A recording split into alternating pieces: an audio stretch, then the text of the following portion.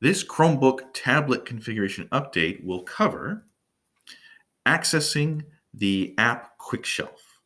The Quick Shelf is that toolbar that's at the bottom of your Chromebook screen that has icons for different apps that you want quick access to because they're only one click away.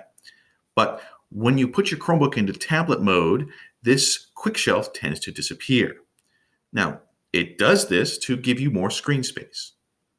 To summon the Quick Shelf in tablet mode, you're going to do a small swipe up from the bottom of the screen. So let's give this a try. So I'm going to flip my Chromebook into tablet mode.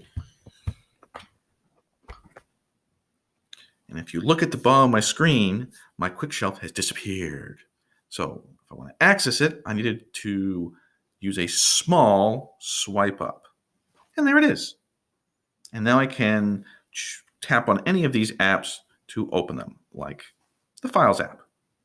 So that is how you access the Quick Shelf toolbar when you're in tablet mode on your Chromebook.